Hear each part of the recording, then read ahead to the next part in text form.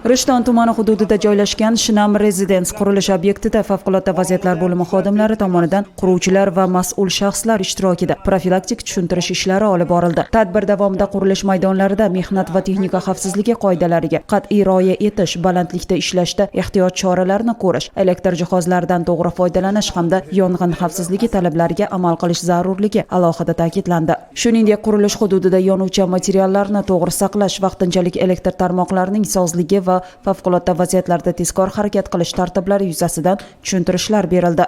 Rishton tumani favqulodda vaziyatlar bo'limi boshlig'i boshchiligida tumandagi markaziy kiyim-kechak bozorida yong'in xavfsizligini ta'minlash maqsadida keng ko'lamli profilaktik tadbirlar ham amalga oshirildi. Tadbir davomida savdo majmuasi hududi atroflicha ko'zdan kechirilib, yong'in xavfsizligi qoidalariga rioya etilishi holati o'rganildi. Jumladan, elektr tarmoqlarining sozligi, yong'inga qarshi dastlabki o'chirish vositalarining mavjudligi va yaroqliligi, evakuatsiya yo'laklarining ochiqligi hamda savdo rastalarida yong'in xavfini keltirib chiqaruvchi omillar tahlil qilindi. Aniqlangan kamchiliklar yuzasidan mas'ul shaxslarga aniq ko'rsatmalar berilib, ularni bartaraf etish bo'yicha muddat belgilandi. Rishton tumani favqulodda vaziyatlar bo'limi boshlig'i tomonidan Jasorat maktabida tahsil olayotgan o'quvchi yoshlar ishtirokida ham profilaktik targ'ibot tadbiri tashkil etildi. Tadbir davomida o'quvchilarga zilzila sodir bo'lgan paytda to'g'ri harakatlanish, vahimaga berilmaslik, xavfsiz joylarni aniqlash hamda binodan tartibli ravishda evakuatsiya qilish tartibi haqida batafsil tushuntirishlar berildi. Bu kabi targ'ibot profilaktik tadbirlar viloyat miqyosida davom etmoqda.